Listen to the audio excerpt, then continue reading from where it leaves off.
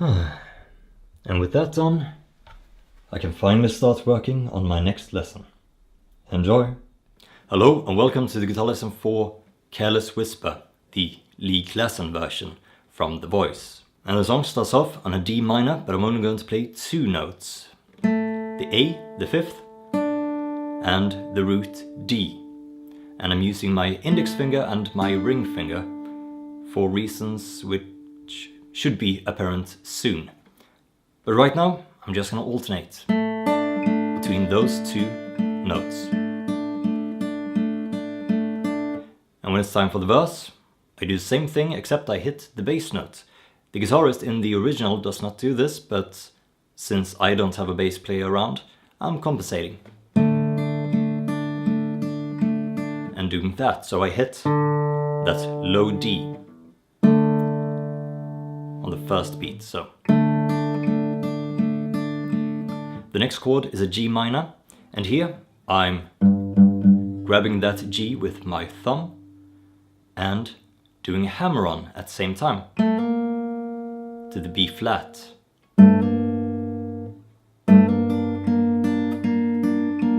And alternating between the B flat and the D.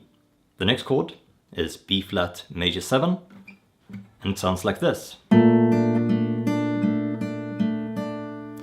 It's slightly odd to have that dissonance so pronounced, but I think in the original version the bass playing is doing it an octave down and then it's not so noticeable, but I kind of like it. So I'm hitting the B flat and then the A and D. Then we have an A major, so open A string, alternating between the A and the C sharp, turning it into a dominant 7 chord by hitting the open G. And you do the D minor, the G minor, the B flat major 7, and then the second time around you only hit that A and let it ring. And that leads us into the chorus. And the chords are D minor, just strum, G minor, B flat major 7, A dominant 7, D minor, G minor,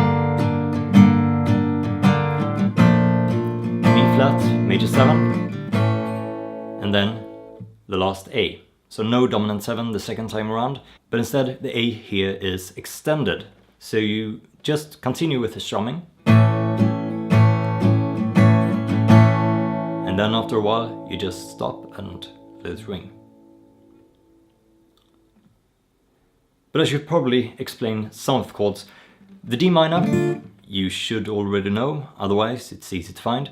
The G minor I'm playing like this. The low G, muting the A string with my second finger, or with my middle finger. The open G, the B flat, and the D, and also muting the high E string. The B flat major 7, B flat, F, A, and D, muting both the E strings. And as for the A and A dominant 7, it's like the D minor. It's one of those standard ones. Please look it up if you don't already know those. As for the strumming pattern, I'll urge you just to make up your own. Because I'm never playing the same thing twice when it comes to strumming. Well, very rarely at least. I just listen to the melody and do what feels natural. But then for the outro, we do the exact same thing as we did in the verse. Well, the second half of the verse, where you don't hit that A dominant 7. And you also have a ritardando on the last A, because you don't do that. Instead you just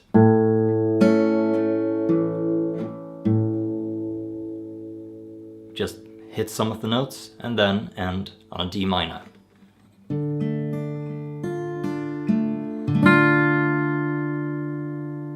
And that's it. If you have any questions, feel free to ask them in the comments and I'll see you next time. Bye.